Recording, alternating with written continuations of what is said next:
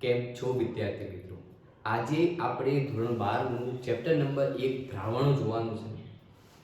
આ વીકમાં બને એટલું જલ્દી મારે આ દ્રાવણો ચેપ્ટરનો એક વિડીયો અપલોડ કરવો છે, પરંતુ આ એક એવો વિડીયો હશે કે જેના કારણે તમે ફટાફટ રિવિઝન કરી શકશો. તમને સ્વાધ્યાયના દાખલા પણ ગણાવવામાં આવશે અને ઉદાહરણ પણ ગણાવવામાં આવશે, પરંતુ તમારે નોટ પેન લઈને બેસવું પડશે, કારણ કે હવે 12મામાં થિયરી પણ આવશે અને એમસીક્યુ. સમજણ ખૂબ જરૂરી બની જશે. 6 માર્ક્સના એમસીક્યુ આવી શકે છે આ ચેપ્ટરમાંથી અને 3 માર્ક્સનો એક દાખલો અથવા એક થિયરી આવી શકે છે. 9 માર્ક્સનું ચેપ્ટર છે અને ખૂબ જ મહત્વનું છે. એકદમ સરળ છે. જો તમે એના ટર્મ એટલે કે વિધેય શું કહેવા માંગે છે એટલું સમજી જશો તો બિલકુલ સરળ છે. 11મા કરતાં 12મું સરળ લાગશે, કારણ કે તમે મહેનત કરી રહ્યા છો. તો ચાલો મિત્રો, આજે આપણે દ્રાવણો વિશે ભણીએ. દ્રાવણો એકદમ સરળ છે. તમને અમુક એવા કોન્સેપ્ટ આપવામાં આવશે કે તમે ખુદ એમ કહેશો કે ના, અલગ જ વાત છે. એકદમ કેમિસ્ટ્રી એટલે એકદમ સરળ, અને એ પણ ક્યાં? સક્સેશન ટ્યુશનમાં. રેડી વિદ્યાર્થી મિત્રો? આશા રાખું છું કે તમે અમારી ચેનલમાં જોડાશો અને તમને 100% એનો ફાયદો થશે. રેડી? સૌથી પહેલો શબ્દ છે દ્રાવણ. તો દ્રાવણો બને કઈ રીતે?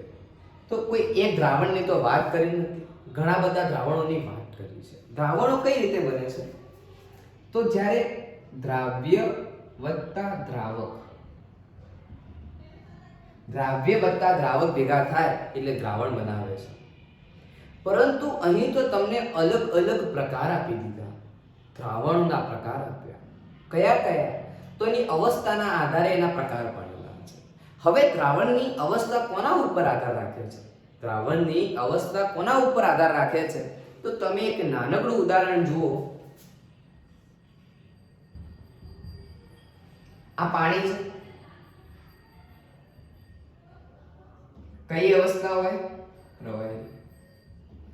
એના અંદર ખાંડના તમે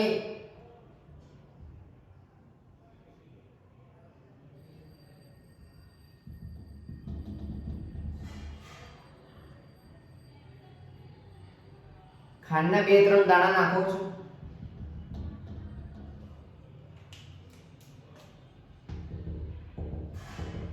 એના અંદર ઓગળી જાય છે. ખાંડ ઘન સ્વરૂપે. તો અહીં તમે જુઓ છો કે જ્યારે ખાંડનું પાણીમાં ઓગાળવામાં આવે છે એટલે દ્રાવણ તો બને જ છે. દ્રાવણ તો બન્યું છે, પણ આ કયું દ્રાવણ કહેવાય? કયું દ્રાવણ? તો તમે દેખી શકો છો કયું દ્રાવણ છે. હલાયા પછી શું ઘન મળ્યું? શું પ્રવાહી મળ્યું? શું મળ્યું? વિચારો, શું મળ્યું? પ્રવાહી દ્રાવણ મળે છે સાહેબ. ઓહો, તો આને શું કહેવાશે?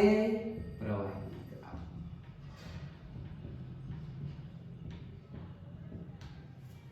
રેડી? ઓકે. આને શું કહેવાશે? પ્રવાહી દ્રાવણ. પણ કોનું મિશ્રણ હતું? તો આ પ્રવાહી દ્રાવણ હતું ઘનનું પ્રવાહીમાં. જ્યાં આ તમારો દ્રાવ્ય પદાર્થ હતો અને આ તમારું દ્રાવક. રેડી? આની આ જ વાત બીજા માટે કરું છું કે પાણીમાં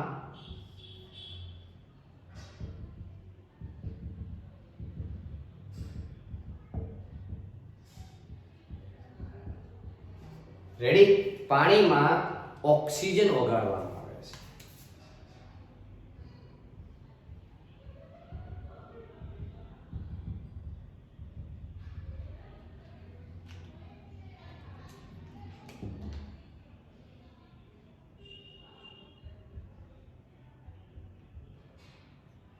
પાણીમાં ઓક્સિજન ઓગાળવામાં આવે તો હવે કયું દ્રાવણ મળશે?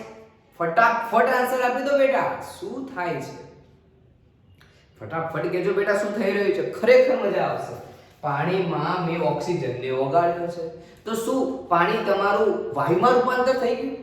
ના સાહેબ, ના. ખોટી વાત છે. ક્યારે પાણી વાયુમાં રૂપાંતર થાય? અત્યારે જ્યારે એના અંદર કોઈ દબાણ આપી ઓગાળવામાં આવે છે. તમે એવું ભણી આવ્યા છો કે માછલીઓ પાણીમાં ઓગળેલું ઓક્સિજનનો ઉપયોગ કરે છે શ્વસન તરીકે, તો આ એ જ વસ્તુ છે. શું એ વાયુમાં રૂપાંતર પામે છે? ના. તો એ ઓક્સિજન પ્રવાહીમાં ઓગળે છે તો આખું જે દ્રાવણ બને છે આને પણ પ્રવાહી દ્રાવણ કહે છે. કયું દ્રાવણ કહે છે? પ્રવાહી. જ્યાં દ્રાવ્ય શું છે? કયું પ્રવાહી કહેવાય છે? વાયુ વત્તા પ્રવાહી. વાયુ કયો છે? તો દ્રાવ્ય પદાર્થ છે અને પ્રવાહી દ્રાવક છે. હજુ તમને એક પ્રશ્ન તરફ લઈ જવા માંગુ છું. ધીમે ધીમે તમને ખબર પડશે કે દ્રાવણ એ કોના ઉપર આધાર રાખે છે.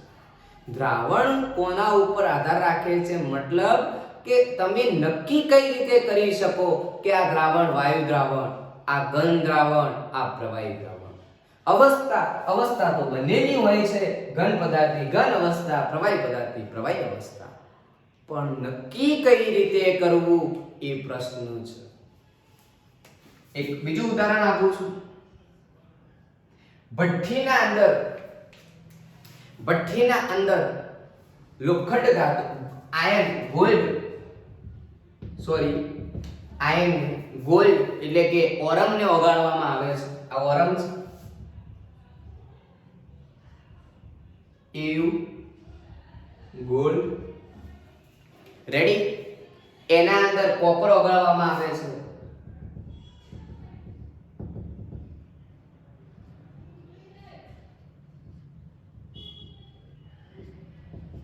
થોડી વાર થાય છે એટલે બંને એકબીજામાં સમિશ્રિત થઈ જાય છે.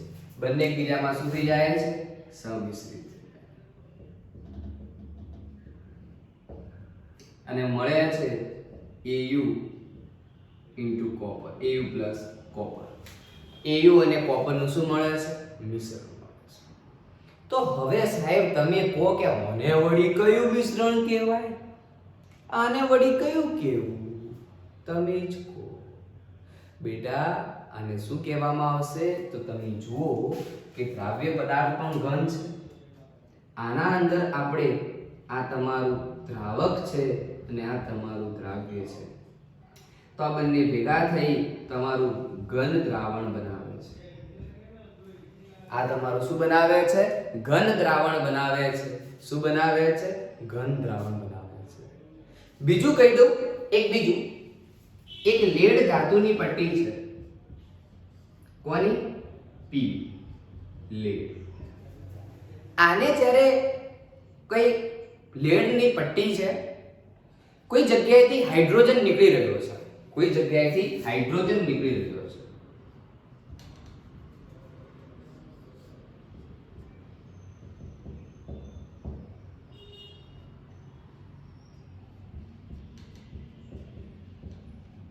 હાઇડ્રોજન વાયુ નીકળી રહ્યો છે. કોઈ જગ્યાએથી હાઇડ્રોજન વાયુ નીકળી રહ્યો છે. પરંતુ લેડ ધાતુનું એવો ગુણધર્મ રહેલો છે કે વાયુને પોતાના અંદર સંગ્રહે છે. લેડ શું કરે છે? પોતાના અંદર સંગ્રહે છે, અધિશોષણ કરે છે. સારું કહેવાય બહુ, કારણ કે હાઇડ્રોજન વાયુ વાતાવરણ માટે ખૂબ જ ભયંકર માનવામાં આવે છે, જે આપણને વાતાવરણને પ્રદૂષિત કરે છે. તો રોકવા માટે આપણે લેડનો ઉપયોગ કરીએ છીએ. તો લેડ ધાતુ ઉપર હાઇડ્રોજન વાયુનું શું કરવામાં આવે છે? અધિશોષણ. લેડ ધાતુ પર હાઇડ્રોજન વાયુનું અધિશોષણ. જ્યારે અધિશોષણ થયું એના પછી શું થશે? શું લેડ હાઇડ્રોજનમાં રૂપાંતર પામશે? શું લેડ હાઇડ્રોજન વાયુમાં રૂપાંતર પામશે? કે હાઇડ્રોજન એ લેડમાં રૂપાંતર પામશે? કે એમાં સંગ્રહિત જથ્થો બનશે? જેમ અહીંયા શું થયું કે તમારી ખાંડ પાણીમાં ઓગળી ગઈ, છેલ્લે તો પ્રવાહી મળ્યું. આ લેડ આના અંદર ઓગળી જશે. શું લેડ પતી જશે? પૂરું થઈ જશે? વાયુમાં રૂપાંતર પામી જશે? ના, બિલકુલ ના. લેડ ધાતુ એવું ને એવું જ રહેશે. હાઇડ્રોજન વાયુ કે એના અંદર શોષણ થશે. શું થશે? શોષણ. તો અહીંયા તમે જોઈ શકો છો કે આ તમારું બની જશે.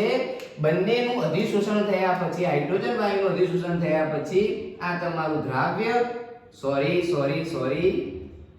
આ તમારું દ્રાવક અને આ તમારું દ્રાવ્ય. તો આ દ્રાવ્ય પદાર્થને જ્યારે દ્રાવકમાં ઓગાળવામાં આવશે ત્યારે તમારું બની જશે દ્રાવણ. આનું નામ આપવામાં આવશે ઘન દ્રાવણ. તમે મારો પ્રશ્ન સમજી ગયા હશો કે હું શું કહેવા માંગુ છું. આ બધું એનાલિસિસ એક જ વસ્તુ ઉપર લઈ જાય છે કે તમારા દ્રાવણનો આધાર કોના ઉપર રહેલો છે. દ્રાવણ કયું હશે એનો આધાર તમારા દ્રાવક પર રહેલો છે. દ્રાવણનો આધાર દ્રાવક પર રહેલો છે.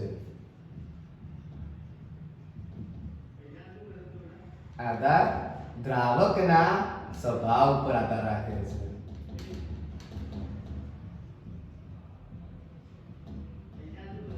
દ્રાવણનો આધાર દ્રાવકના સ્વભાવ ઉપર રહેલો છે. આ વસ્તુને ક્યાંક છાપી નાખજો, યાદ કરી નાખજો. આના પ્રશ્નો તમને નીટમાં પણ જોવા મળ્યા હશે. કપૂરનું ઉદ્ધવપાતન, કપૂર વાયુનું ઉદ્ધવપાતન, કપૂરનું હવામાં મિશ્રણ. બોલો બેટા શું થાય? કપૂર એ ઘન છે અને હવા એ વાયુ છે. શું કપૂર હવામાં ભળશે તો બધું કપૂરમાં રૂપાંતર પામી જશે, ઘનમાં રૂપાંતર પામી જશે? અરે ના થાય સાહેબ, બધું વાયુ બની જાય. તો બેટા સીધું ઉદાહરણ છે કે વાયુ દ્રાવણનું ઉદાહરણ કહેવાય. કપૂરનું હવામાં મિશ્રણ એ કપૂર ઘન પદાર્થ છે અને હવા એ વાયુ છે. તો આને કહેવાશે હવા એટલે કે વાયુનું મિશ્રણ કહેવામાં આવે છે. એક નાનકડો પ્રશ્ન પૂછું છું, જો ગમી જાય તો એનો આન્સર આપજો કે ટંગસ્ટન ધાતુનું કાર્બન સાથેનું મિશ્રણ, ટંગસ્ટન ધાતુનું કાર્બન સાથેનું મિશ્રણ એ શાનું ઉદાહરણ છે? તમે કોમેન્ટ બોક્સમાં 110% લખીને બતાવજો વિદ્યાર્થી મિત્રો. અને ન ખબર પડે તો પણ કોમેન્ટમાં કહેજો. તમને આનું 100% બીજા વિડીયોમાં સોલ્યુશન મળી જશે. આશા રાખું છું કે તમારા દરેક ટીચરોએ, દરેક શિક્ષકોએ ચોપડીનું આપેલું બોક્સ તો ભણાયું જ હશે, પરંતુ આ રીતે સ્પેસિફાઈડ રીતે અને તમને એવું નહીં કીધું હોય કે દ્રાવણનો આધાર એ દ્રાવકના સ્વભાવ પર રહેલો છે. જેવું દ્રાવક હશે એવો જ દ્રાવણ મળશે. જોઈ લો, દ્રાવક પ્રવાહી, પ્રવાહી દ્રાવણ, દ્રાવક પ્રવાહી, પ્રવાહી દ્રાવણ, દ્રાવક ઘન, ઘન દ્રાવણ, દ્રાવક ઘન, ઘન દ્રાવણ. સીધી વસ્તુ છે બેટા, બિલકુલ સીધી વસ્તુ છે. રેડી? તો ઘન, પ્રવાહી અને વાયુ અવસ્થાઓ છે એના આધારે તમને ઉદાહરણ આપેલા છે. ઉદાહરણોને સમજજો અને છેલ્લે શું મળે છે, એની અવસ્થા કઈ છે એ જ નક્કી કરશે તમારા દ્રાવણનો પ્રકાર શું છે. આગળ વધું છું. દ્રાવણ બને તો દ્રાવણના અંદર જ્યારે કોઈ પદાર્થને ઓગાળો એટલે એની સાંદ્રતા મળે છે. શું મળે છે? સાંદ્રતા. કેટલાક દ્રાવણને સાંદ્ર દ્રાવણ કહેવાય, કેટલાકને મંદ દ્રાવણ કહેવામાં આવે છે. દ્રાવણોને સાંદ્રતાના આધારે બે પ્રકાર પાડવામાં આવે છે, સાંદ્ર દ્રાવણ અને મંદ દ્રાવણ. રેડી?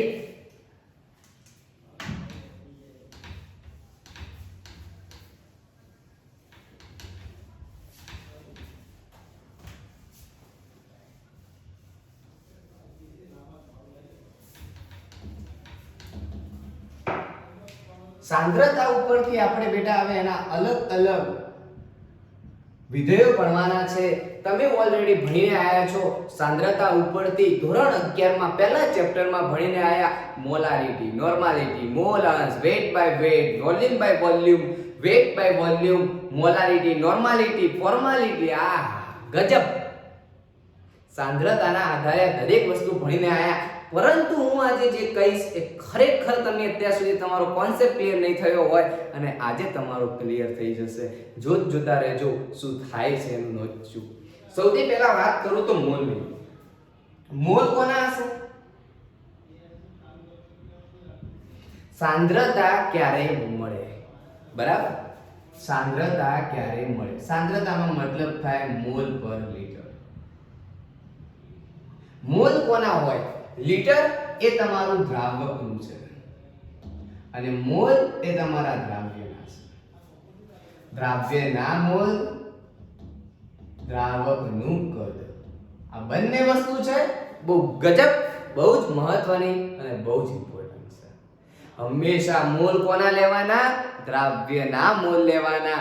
જ્યારે પણ તમે આપેલું હોય કે આટલા મોલ છે, આટલી સાંદ્રતા છે, તો એ કોની હશે? દ્રાવ્યની હશે. રેડી? મોલ બરાબર વજન ભાગ્યા આણ્વીય દ્રવ્ય અથવા પરમાણુય દ્રવ્ય. રેડી? આશા રાખું છું કે આમાં તમને ખબર પડી છે. તમે શોર્ટ ફોર્મમાં W/MT જાણો છો. MWT molecular weight. ડન. આશા રાખું છું કે તમને આ વસ્તુની ખબર પડી ગઈ હશે. મોલ ઉપરથી આપણને મળે મોલારિટી. મોલારિટીને કેપિટલ M થી ઓળખવામાં આવે. આને વાત કરું તો આને કહેવામાં આવે મોલ પર લિટર. અને બીજું કહી દઉં કે મોલારિટીને સાંદ્રતા તરીકે પણ ઓળખવામાં આવે છે. મોલારિટીને કયા નામથી ઓળખવામાં આવે છે? સાંદ્રતાના નામ પરથી પણ ઓળખવામાં આવે છે. સાંદ્રતા એટલે કે કોઈ પદાર્થની સાંદ્રતાની વાત કરી હોય તો ત્યાં મોલારિટી પણ હોઈ શકે છે. મોલારિટી શબ્દ પણ શોધવામાં આવે છે. અથવા કોઈ દાખલામાં તમને એમ કીધું હોય કે આની સાંદ્રતા આટલી છે તો પાછળ એમ કરીને લખેલું હશે. યાદ રાખજો વિદ્યાર્થી મિત્રો. અથવા મોલ પર લિટર લખેલું હોય તો પણ માની લેજો કે આ સાંદ્રતા છે. 1 લિટર દ્રાવણમાં દ્રાવ્ય પદાર્થ કર્યો છે ત્યારે એની સાંદ્રતા આટલી મળી છે. રેડી? કામ આવશે. મોલારિટી બરાબર મોલ પર લિટર. હવે અહીંયા આવું થાય છે મોલ પર લિટર એટલે કે કદ લિટરમાં છે. રેડી? હવે મોલનું સૂત્ર શું હતું? વજન દ્રાવ્યનું દળ ભાગ્યા દ્રાવ્યનું આણ્વીય દળ ગુણ્યા V લિટરમાં. જો આ કોનું છે? દ્રાવકનું. દ્રાવકનું કદ લિટરમાં છે. આગળ વધીએ. દ્રાવ્યનું દળ દ્રાવ્યનું આણ્વીય દળ ગુણ્યા 1000 ભાગ્યા V ml. રેડી? ml માં હશે એટલે આ રીતે. જો તમે શબ્દોમાં લખશો ને તો ઘણો બધો ફરક પડી જશે. દ્રાવ્ય અને દ્રાવકની ઓળખ કરતા આવડી જશે તો ઘણો બધો ફરક પડી જશે. તમે દાખલાઓને ચૂંટીઓમાં ખતમ કરી નાખશો. ખાલી ફટ બધી ખબર પડે અને કિંમત મૂકો એટલે ફટિયાક લઈને જવાબ આપણો આવી જાય. રેડી વિદ્યાર્થી મિત્રો? આશા રાખું છું કે મોલારિટીમાં ખબર પડી ગઈ હશે. એના જેવો અને જેવો શબ્દ આવે મોલાલિટી.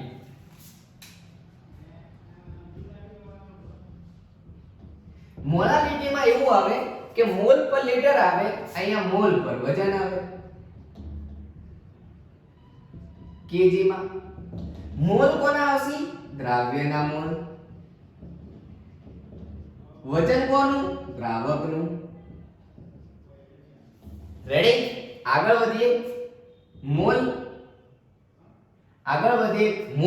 મોલ એટલે દ્રાવ્યનું દળ ભાગ્યા દ્રાવ્યનું આણ્વીય દળ ગુણ્યા 1 ભાગ્યા દ્રાવકનું વજન કેજી. રેડી? આશા રાખું છું કે આ શબ્દમાં ખબર પડી ગઈ હશે. જો કેજી માં છે તો ગ્રામમાં હશે તો શું થશે?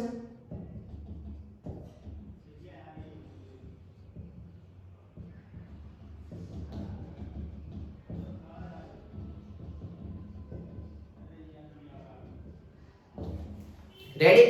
કેટલાક મિત્રોને કંટાળો આવતો હશે કારણ કે એમને આ વસ્તુ બહુ આવડતી હશે. એ લોકો તો આવું ફટફટ બોલતા હશે. મોલારિટી એટલે W2 MT 1000 W1 ફટાફટ બોલી જાય. પછી જ્યારે દાખલો આપવામાં આવે એટલે કન્ફ્યુઝન થાય. W2 શું લઉં, W1 શું લઉં, W2 શું લઉં, W1 શું લઉં, એ જ લખવો પડે છે. બધાને સૂત્રો મોઢે આવડી જશે કમ્પ્લીટ ટકટકાટક સનસનાટ, પણ એનો ઉપયોગ કરતા નથી આવડતું.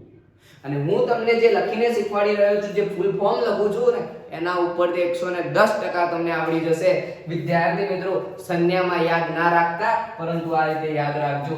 આનો મતલબ પણ આ જ થાય છે. W2 MWT 1000 ભાગ્યા W1 ઇન્ટુ ગ્રામમાં. પરંતુ જ્યારે પ્રશ્ન પૂછાય છે એટલે ખબર જ નથી પડતી કે શું થાય છે. ધારો કે તમને એવો પ્રશ્ન પૂછવામાં આવ્યો કે 69% વેટ બાય વેટ નાઇટ્રિક એસિડના મોલાલિટી શોધો, તો પ્રશ્ન આવી ગયો. આવું વેટ બાય વેટ આવે, આવું વજન બાય વજન આપેલું હોય તો એ કોનું હોય? કોનું હોય કો? જો તમે આ શબ્દ સમજ્યા જ ના હોય, ખબર જ ના હોય કે આ વેટ બાય વેટ કોનું આવે, કોનું આવે કેજો બેટા. અરે પાગલો, દ્રાવ્ય પદાર્થનું જ વેટ બાય વેટ હોય, દ્રાવકનું કદી હોય જ નહીં. કોનું હોય? દ્રાવ્યનું જ હોય. તો તરત જ ખબર પડી જાય કે દ્રાવ્ય 69 ગ્રામ અને દ્રાવક 70 30 31 ગ્રામ છે. વાર્તા ફિનિશ થઈ ગઈ. અહીંયા તમને મળી ગયું દ્રાવ્ય અને દ્રાવક. વાર્તા પૂરી ફિનિશ. જે HNO3 એનું દળ આવશે 63 ગ્રામ. લખો અને જવાબ લાવો વિદ્યાર્થી મિત્રો. ફટાફટ. કેટલી વાર લાગે? એકદમ ઝકાસ. આશા રાખું છું તમને આ વસ્તુમાં ખબર પડી ગઈ હશે 110%. રેડી? હવે આગળ વધું છું.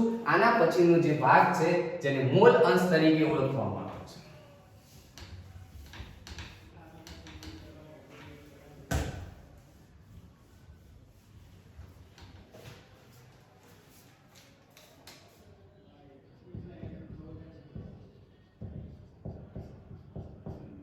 મોલ અંશ કહેવામાં આવે એટલે x, જેના શોધવાના મોલ એટલે કે દ્રાવ્યના મોલ ભાગ્યા કુલ મોલ. મતલબ આ કોના મોલ અંશ મળશે? દ્રાવ્યના. મોલ અંશમાં એવું હોય કે તમારે સૌથી પહેલા દ્રાવ્ય અને દ્રાવકના શું શોધવા પડે? મોલ શોધવા પડે. તો સૌથી પહેલા દ્રાવ્યના મોલ Na લઈ લો. રેડી?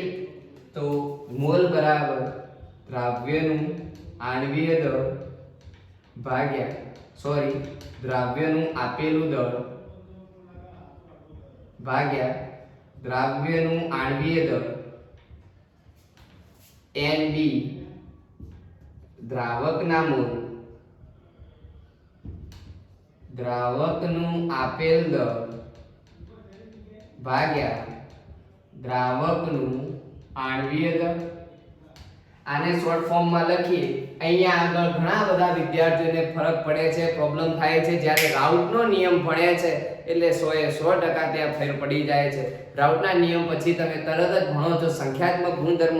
ત્યાં બાષ્પ દબાણમાં થતો સાપેક્ષ ઘટાડાના અંદર સૂત્ર લખેલું ડાયરેક્ટ મળી જશે તમને કે P10 P1/P10 બરાબર x2. અલ્યા પણ શું x2? શું x2? અરે દ્રાવ્યના મોલ અંશની વાત કરી છે. x2 નો મતલબ તો દ્રાવકે થાય ને દ્રાવ્યે થાય. મારી ઈચ્છા પ્રમાણે લખ્યું. એવું કોને કીધું છે? કઈ ચોપડીએ કીધું છે કે x2 એટલે હંમેશા દ્રાવ્યના જ મોલ અંશ? એવું ડિફાઇનમાં લખેલું છે બેટા, વ્યાખ્યામાં એવું લખેલું છે. એની જે સાબિતી છે એના અંદર લખેલું છે કે દ્રાવ્યના મોલ અંશ લેવાના છે. પરંતુ જે વિદ્યાર્થી આ સુધી થિયરી ભણ્યો જ નથી, જે માત્ર સૂત્રનો ઉપયોગ કરે છે, એને દાખલામાં ખબર કઈ રીતે પડે? એટલા માટે કહું છું બેટા, ફૂલ ફોર્મ મંગા તૈયાર કરજો જેથી કરીને તમારું કામ એકદમ સરળ થઈ જાય. રેડી? આ બંનેના જે જવાબ આવે એને અહીંયા મૂકવામાં આવે છે. તો દ્રાવ્યના મોલ અંશ બરાબર Na ભાગ્યા Na વત્તા Nb અને દ્રાવકના મોલ અંશ આને XA કહું, આને XB કહું એટલે તમારું કામ પૂરું. જેના કીધા હોય એના મોલ અંશમાં, બાકીનું ટોટલ નીચે. આ બંનેનો જવાબ હંમેશા XA + XB બરાબર એક જ આવવું જોઈએ. XA + XB બરાબર 1. રેડી વિદ્યાર્થી મિત્રો? આશા રાખું છું કે તમને મારા વિડિયોની સમજણ ખૂબ જ સારી પડી હશે. તો તમે નેક્સ્ટ વિડિયોની 110% રાહ જોજો, જેમાં આના દાખલા ગણાઈશ, આના સ્વાધ્યાયના દાખલા ગણીશું, ઉદાહરણ ગણીશું. પછી તરત જ આપણે દ્રાવ્યતા ઉપર જવું છે. દ્રાવ્યતામાં થિયરી માટેનો ઇમ્પોર્ટન્ટ પ્રશ્ન અથવા એમાંથી MCQ બની શકે છે, જેને હેનરીનો નિયમ કહેવામાં આવે છે. હેનરીનો નિયમ એ દ્રાવ્યતા માટે આપેલો છે અને એના પહેલા આપણે એને ઘનની પ્રવાહીમાં દ્રાવ્યતા, વાયુની પ્રવાહીમાં દ્રાવ્યતા માટે હેનરી છે, પરંતુ ઘનની પ્રવાહીમાં દ્રાવ્યતા માટે શું? એ આપણને શું શીખવાડે છે? દ્રાવ્યતાનો આધાર કોના ઉપર છે? તાપમાન, દબાણ, દ્રાવ્ય, દ્રાવકના સ્વભાવ ઉપર આધાર રાખે છે.